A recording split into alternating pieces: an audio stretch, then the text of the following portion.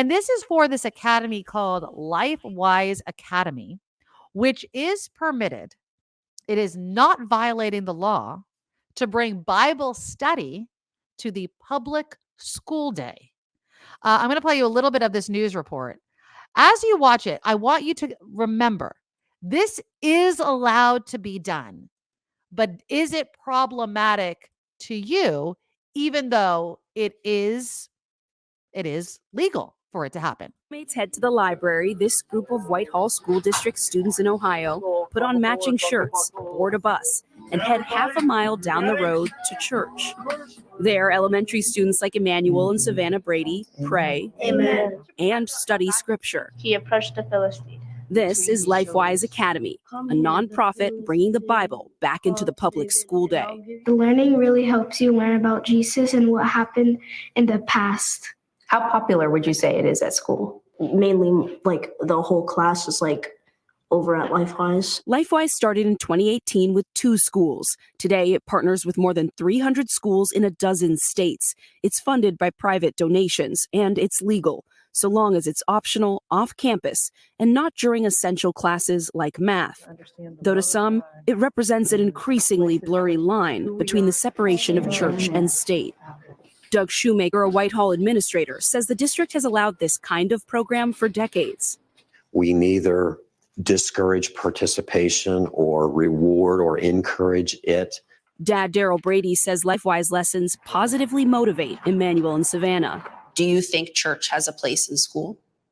Yeah, I mean, we're trying to bring churches back into schools for a long time. Some of these sessions take place when library periods would be happening in school. Mm-hmm. Are you worried about your kids missing out on that experience? Not at all. I mean, there's 39 books in the Old Testament and 27 books in the New Testament. Founder Joel Penton says he saw a growing need, including those unable to afford private Christian schools. In this area, about 50% of the students take part in LifeWise. What do you think that means for the other 50%? Do you think they feel left out? I wouldn't characterize it that way. Kids go in different directions all the time. On the playground, some kids play kickball, other kids will go to the monkey bars. This is a little different because these kids are going to physically be gone. Sure. I mean, hopefully LifeWise is an attractive thing that people will want to participate in, but we certainly don't ever want to put any undue pressure. But Ohio mom Sarah Myers says that LifeWise does exert pressure. And I want to pause it right here just to say, pay attention to this woman, because if you think it's just like, oh, people that don't support a religion or atheists don't like this idea, listen to what this woman says. She's a Christian with a daughter in a school partnering with them. No, she won't ever let her take part, though. Yes. It is all above board until it's not. Yep. No school staff person does anything until they do. Chapters promised ice cream or popcorn parties if kids got their friends to sign up.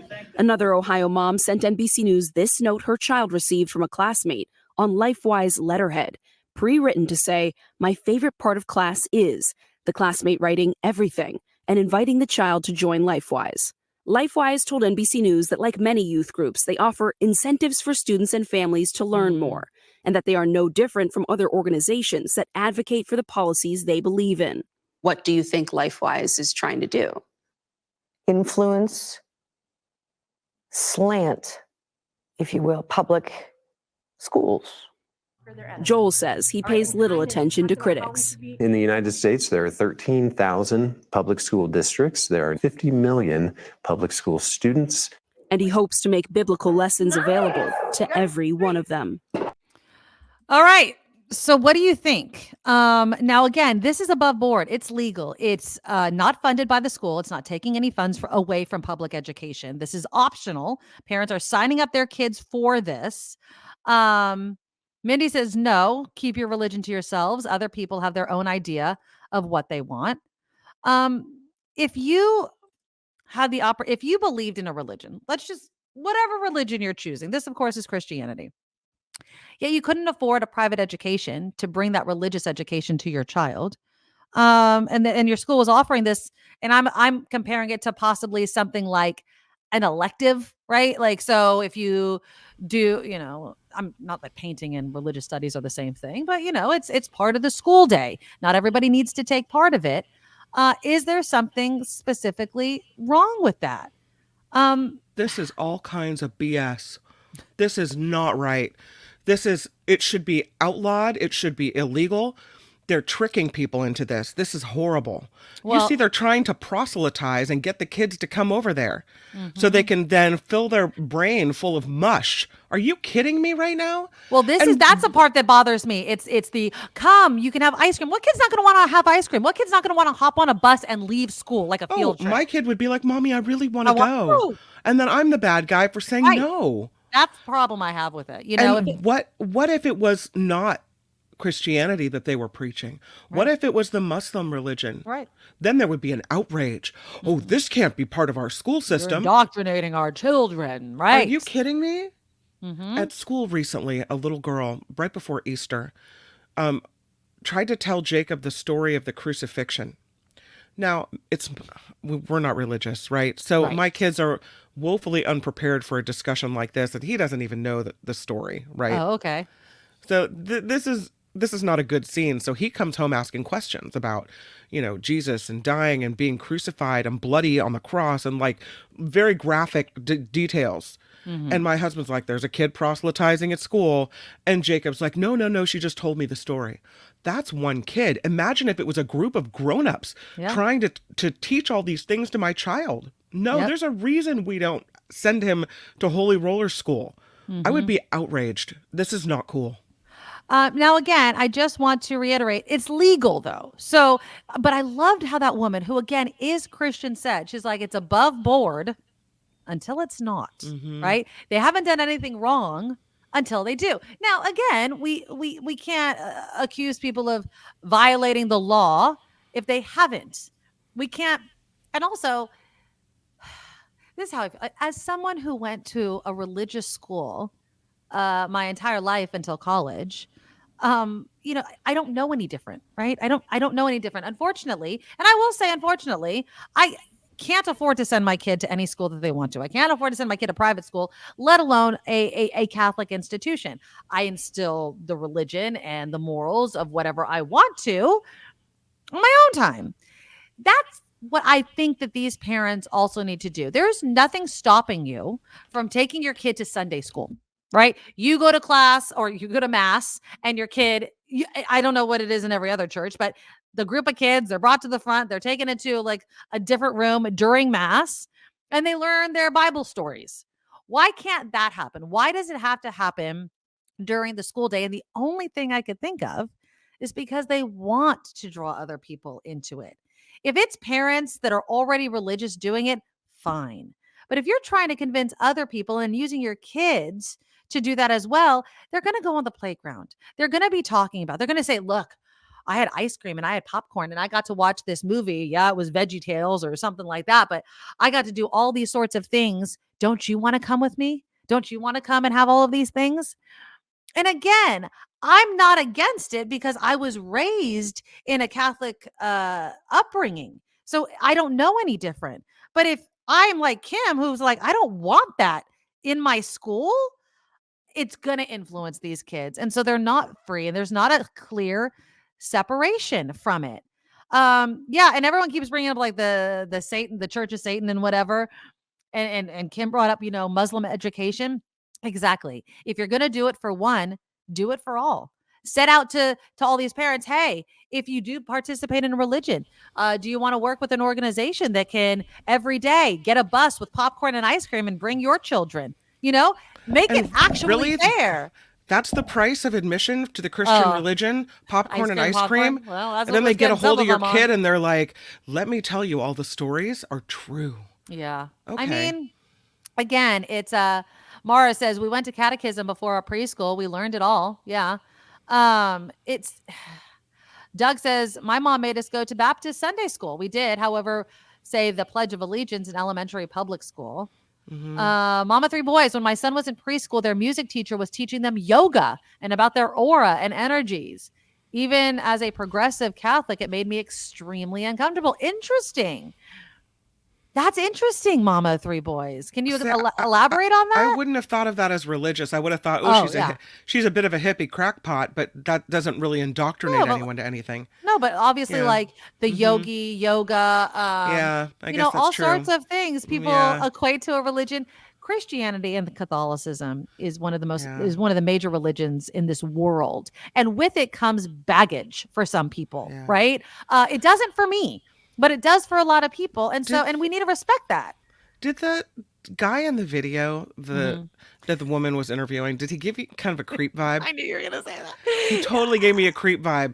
I'd be like, there's no way I'm sending my kid to that guy. Are you kidding me? I am glad you brought that up because I also think that there is this elephant in the room that people Mhm. aren't talking about. It is this undermining. The Catholic Church has violated the trust of so many people with the child abuse scandal, the fact that they hid it and kept it under the rug, swept it under the rug for so long. It's horrific that Mhm. you can't ignore that. And so there are parents that have no religious background that are Mhm. seeing a Catholic or Christian organization come to their school and be like, "Why do you want my kid?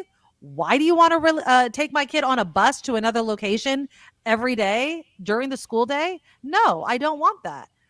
And I so can it's hard, I can imagine teachers might be like, "Oh, I get a break, for this hour a day or whatever. I right? get or Exactly. there's some type of content that I don't have to fill. There's a lesson Hmm. plan that I don't have to do." It makes things easier for Right. their workday. Now, what if Natalie brings up a good point? Oh, so hold on one second. So Natalie says, so now they don't fund the library program because only half the kids attend. Would you feel differently? Okay, what if there was a requirement by LifeWise or some other organization Mhm. that if you want to come on this school and it's an optional thing, you have to fund a program, a non-denominational program, elective, whatever, for the students that stay behind? I still don't think it should be Allowed. legal. I don't know how it's legal. I don't know how that's legal to Because take it's optional, it's not using public funds, and it's not on the school grounds. it's during school hours and you have to have so many hours of education, right? You have to have It so doesn't many take away any of the core classes, though. The core classes is met. right, but you still have to have so many hours of school. And so if they're taking away hours of school with this Yeah. whatever, that shouldn't be allowed. That should not be. I just feel like there's getting around some legal issue that shouldn't be able to be gotten around. Yeah. I mean, I No. hear you. I agree with you. I don't think that, or I think this blurs the line too much, or it Mhm. at least starts blurring the line. And I keep imagining people like, okay, so this is the Catholic guilt in me, right? I have the Catholic side of me. It's like, oh my God, who cares? It's good for the kids. This is what's wrong with schools all the time. They need to bring, Mm-mm. moral code into the school, No. right? And then there's the other part of me that's sane and American, an American, and says, look, if you want to have religious freedom, then have actual religious freedom. I can Here's your sell religious freedom. right. Vilma says, keep religion before or after school. Yes, Not exactly. every family has the same beliefs as a Hmm. Catholic, and Vilma's pretty Catholic. She says, I would not send my kids to this program. Yeah. When I was in high school, there was this a group, I think called New Life or some life thing. Right. And there were a lot of kids that were involved in this. And it was the, Christian Life program for a church in the Santa Cruz area. And they met after school. They had all these fun events. They Hmm. invited people to come along, whatever. Fine, it's after school. Right. Was it uncomfortable that it was affiliated with school? Yes, but it's after school. Yeah. But don't do it during school hours. That's not education, that's indoctrination.